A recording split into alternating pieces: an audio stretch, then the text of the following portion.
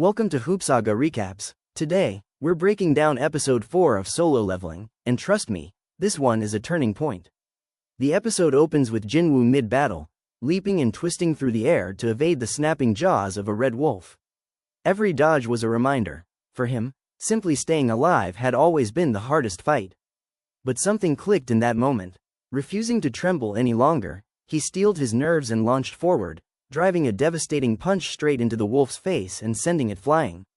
This wasn't luck, it was the payoff from all those points he had strategically invested into muscle strength. He continued trading blows with the beast, but quickly discovered its steel-like jaws outmatched his bare fists. Brute force alone wasn't going to cut it. Without a healer or a party to back him up, Jinwoo knew he needed a weapon imbued with magic power to stand a chance against this steel-fanged nightmare. Just as its teeth were about to sink into him, he tore open his inventory, drew a sword in a flash, and sliced the wolf clean in half. The terrifying creature was finished. Then came the shock. He suddenly found himself holding the sword of the Xian Leader, a weapon worth an incredible $3 million, something he could never have dreamed of affording before.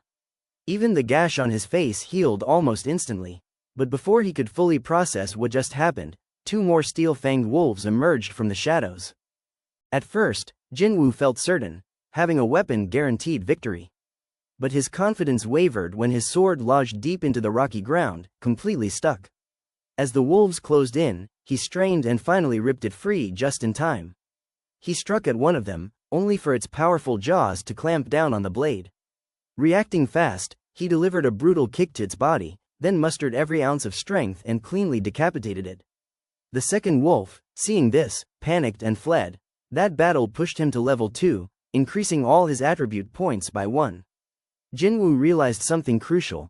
Real combat was proving far more efficient for leveling up than the grueling daily quests. The most striking change was in his physicality. With only 32 points of strength, his body already felt significantly lighter and more responsive. But something was off. The monsters he defeated dropped items like fangs, but no magic stones. This suggested the dungeon and its creatures operated under entirely different rules from the outside world. Digging into the system, he discovered an item shop function. At his current level, though, he could only sell. Purchasing wasn't yet an option. He decided to offload the fang he'd just collected, earning 20 gold in return. As he weighed his next move, a large pack of steel-fanged wolves surged out of the darkness. These weren't even the dungeon's bosses. Having already stared death in the face once, Jinwoo no longer hesitated. He charged into the wolf pack without fear, fighting with sharp precision, dodging their bites and delivering decisive, lethal strikes. Clenching his sword, he made a vow: never again would fear control him. So long as he breathed, he would find a way to grow stronger. If the system's rules were absurd, fine. He would follow them ruthlessly to achieve his goal. A relentless battle followed. Jinwoo's level climbed steadily, earning him the title, Wolf Slayer. But the constant combat took its toll. His sword began to chip, and his body screamed with exhaustion. Rummaging through his inventory, he found a teleportation stone, a way to exit the dungeon midway and return home without defeating the boss. It offered an easy escape, but taking it meant surrendering the chance to push even higher. Torn between retreat and the brutal path forward, he made his choice. He would press on. Meanwhile, outside the dungeon, Joo-hee was walking when her phone rang, an urgent call from the Hunters Association. A gate from the day before was experiencing a dungeon break, and freelance hunters were being gathered to contain the crisis. The location was close to her, and her expression turned deadly serious. Back inside the hidden dungeon, Jinwoo continued to plow through monsters. As his level rose, cutting them down grew almost effortless.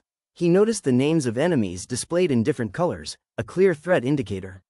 White marked weaker foes, orange those on his level, and red enemies stronger than him. The steel-fanged wolves that had once glowed a terrifying red now appeared white. He had grown that much stronger.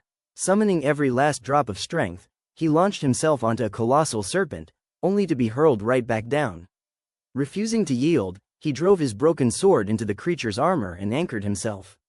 As Kasaka swung its massive jaws to finish him, Jinwoo tossed his ruined weapon aside and, using the muscle strength he'd fought so hard to build, seized the monster's head. With one final, desperate surge of power, he shattered its tough armor and crushed its neck, ending the fight. Defeating the Swamp King boosted his level multiple times. The rewards were immense. Kasaka's venomous fang, a sleek new weapon, and a vial of A-rank Venom.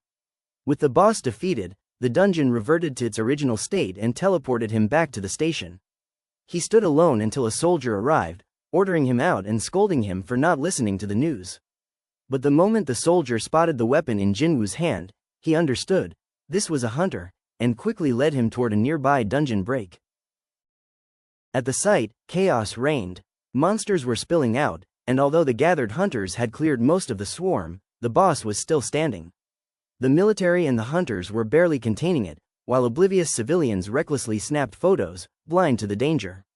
The hastily assembled team lacked coordination and had no high-ranking magic user. Most of the hunters were low-ranked, primarily E, with a few D-rank fighters at best. The highest-ranking healer on site was, by coincidence, Joo-hee, a B rank.